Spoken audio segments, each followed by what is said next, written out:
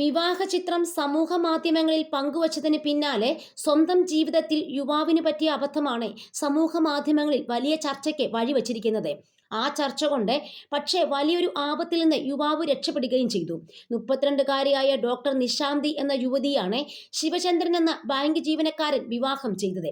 വിവാഹ ചിത്രങ്ങൾ യുവാവ് സമൂഹ മാധ്യമങ്ങളിൽ പങ്കുവെക്കുകയും ചെയ്തു. ഡോക്ടറെ വിവാഹം കഴിക്കണമെന്ന ആഗ്രഹം സഫലമായി എന്ന കുറിപ്പോടെയാണ് ശിവചന്ദ്രൻ ചിത്രങ്ങൾ പങ്കുവച്ചത്. പിന്നീട് കമന്റ് ബോക്സ് പരിശോധിച്ച യുവാവ് ഒന്ന് ഞെട്ടി.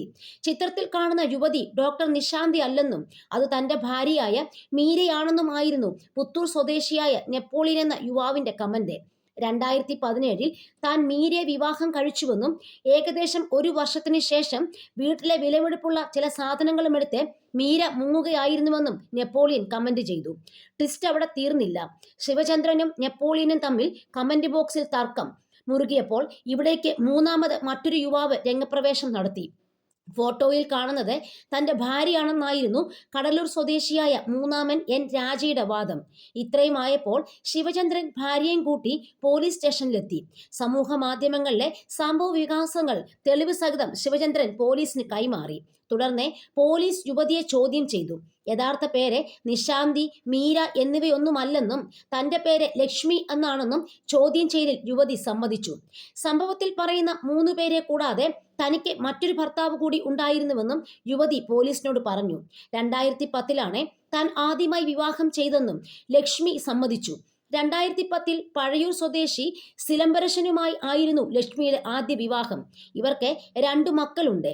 വിവാഹം കഴിഞ്ഞ് കുറച്ചു വർഷങ്ങൾ കഴിഞ്ഞ് സിലംബരശൻ മരിച്ചു. ഇതോടെ മക്കളെ വീട്ടിലേൽപ്പിച്ച് ലക്ഷ്മി നാടുവിട്ടു.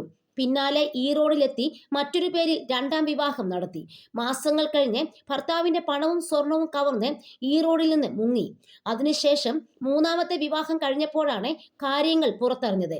ഭർത്താക്കന്മാരുടെ പരാതിയിൽ വിവാഹ തട്ടിപ്പുകാരിയായ ലക്ഷ്മിയെ മയിലാടുംതുറൈ കോടതി റിമാൻഡ് ചെയ്തു. കല്യാണം കഴിഞ്ഞ ശേഷം ഭർത്തൃവീട്ടിലെ വിലപിടിപ്പുള്ള സാധനങ്ങൾ പണവും മോഷ്ടിച്ചു മുങ്ങുന്നതാണ് ഇവരുടെ രീതി എന്നാണ് പോലീസ് പറഞ്ഞത്. ഇന്നത്തെ കാലഘട്ടത്തിൽ സോഷ്യൽ മീഡിയയുടെ സ്വാധീനമുള്ളതുകൊണ്ട് സോഷ്യൽ മീഡിയയിൽ ചിത്രങ്ങൾ പോസ്റ്റ് ചെയ്തതുകൊണ്ട് മാത്രമാണ് ഇങ്ങനൊരു കള്ളത്തരം പിടിക്കപ്പെട്ടത്.